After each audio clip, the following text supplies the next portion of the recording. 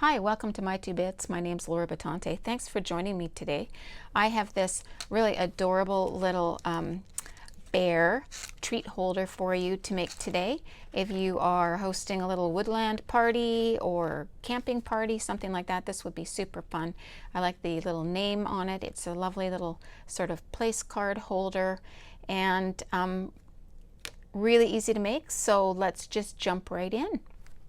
Just before we get into materials, I'd like to take a second and ask you to help me out by liking this video and subscribing to my channel. And if you do that, then I can keep on producing more videos. And I currently am producing videos once a week. So thanks for that. And now we can get into materials. All right, so for materials, I have the template, which is available in the video notes. And you can see he's all set to go right there, everything you need. I also have a very small amount of paper because he's actually not that big. So here is my brown, and then I have some beige and some black. You don't have to do your bear of these colors, they're just the ones that I've chosen. But like I said, you don't need very big amounts. So if you have some scraps lying around, you want to give it a go, try that. I've got my scissors, I have a ruler, and I have my bone folder for scoring. If you don't have one of these, you can easily use a tack or a ballpoint pen that doesn't work anymore, works great. I have glue. You can use double-sided tape if you want. And to hold your template in place, you might want to use paper clips. I use these with the kiddos at school. I also at home use this removable tape, love this stuff. And then I have my little hole punch, and that's for his eyes. His eyes are very small and would be hard to cut. So if you don't have a little hole punch and you have maybe some little black beads at home, you could use those, or anything that's tiny like that, button or whatever. That would be easier than trying to cut out this little tiny hole.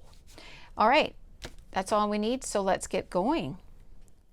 All right, as you can see, I've already used my template, and so I have positioned him along this bottom straight edge, and I'm also utilizing this straight edge.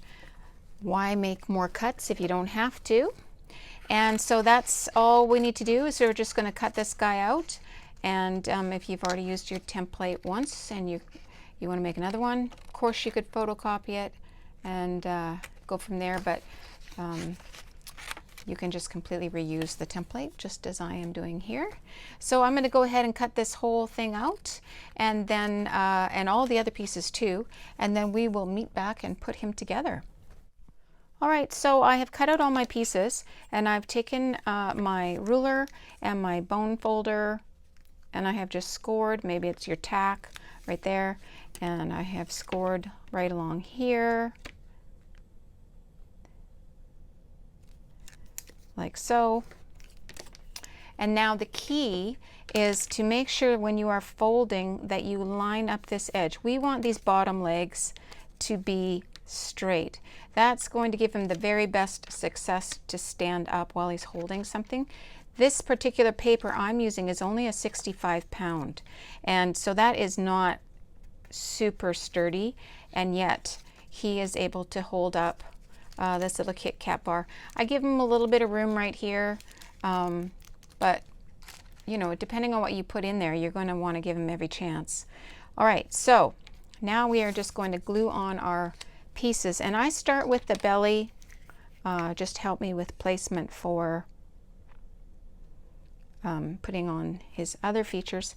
And you know, when you cut out by hand, you are not going to get perfect lines, and you know what, that's okay.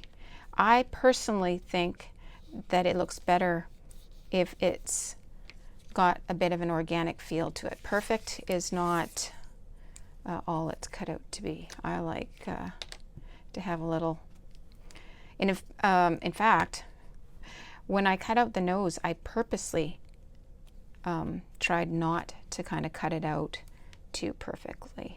I sort of like it if he has one end a little bit wider than the other. So don't worry about that perfect. It's highly overrated. Okay, so there we go. And we just, yeah, again, if you want to put a little crooked, go for it.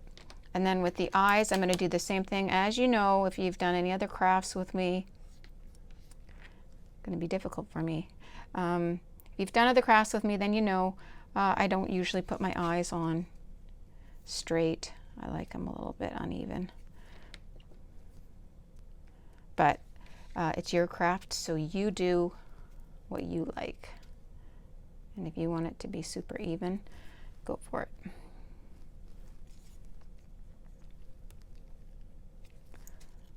Alrighty.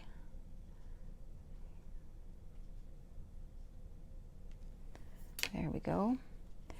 Now on this little guy over here, I did take a white gel pen and draw in a little shine. You can do that if you want to. You do not have to. And also I decided that I thought he would be cute as a little sort of place saver. So I did add a little name with some twine. So you could do that too, if you so choose. But it is not part of the pattern. All right, so now all we have to do is attach the hands. And he is done. Those would be paws, actually. But, you know, whatever. We still have to attach them. So a little bit of glue. And like I said, I like to give it a little bit of room. Don't make it too snug. I'm always trying to decide what's the perfect length so that he still looks super cute, like with the legs and stuff for balance. You know, how long is too long?